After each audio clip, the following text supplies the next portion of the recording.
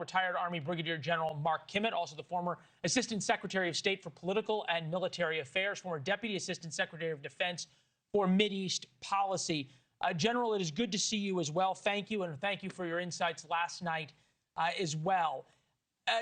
Escalate to de-escalate, how is this received in Tehran? Well, first of all, this whole notion of attacking their nuclear facilities, I think it was a necessary action. If we're the only ones that can do it, it had to be done. But it's going to have some ramifications on the street of Iran. Now, it could be very well the case that the government brought out their rent-a-crowds, rent-a-riots, and staged much of that. But the Iranians are an extraordinarily proud people. And even if they disagree with the government, they disagree with external meddling more. And as you can see, those signs would say America, it says down with America. It's not helpful for the United States to be trying to get itself involved in the internal politics of a foreign country. Oh, well, down with the USA and death to America. They're, similar slogans. How realistic is the Ayatollah, the IRGC, and others about the military position that they are in right now? Why wouldn't they finally say, okay, fine, we won't enrich any of your uranium, we'll take the deal, let's all call this a day? Oh, I think they should. I think they should take the only thing that's on offer. Look, the military is a very strong organization. The Basij, the National Guard, are as well. And then keeping an eye on them is the Iranian Revolutionary Guards Corps, the keepers of the revolution.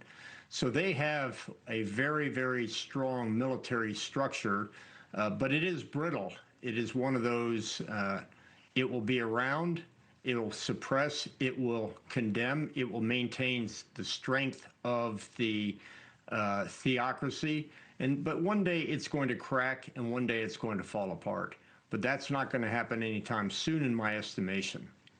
The Ayatollah and the Ayatollah before him were more than happy to sacrifice Arab lives, the Iran-Iraq war being separate. But since then, they've loved having Lebanese and Syrians and Palestinians all die in the name of their revolutions. But they are not really that interested in martyring Iranians.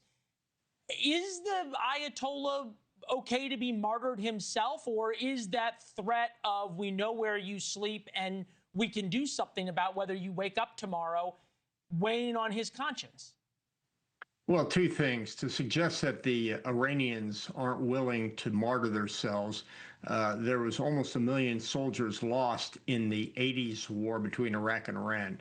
So when the Iranian military and the people of Iran are have a purpose to do it, they will fight and they will die. Now, with regards to the Ayatollah, I read that he has already announced his 3 successors.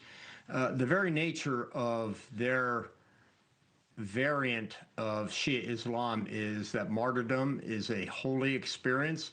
I have no doubt that Ayatollah Khamenei would prefer to die as a martyr than he would prefer to die in his bed. Wow. General, realistic assessment is always and one we need to hear. Thank you very much, sir. It's always good to see you. Thank you for watching. Subscribe below and download our NewsNation app right now on your phone, and you will get fact-based, unbiased news for all Americans.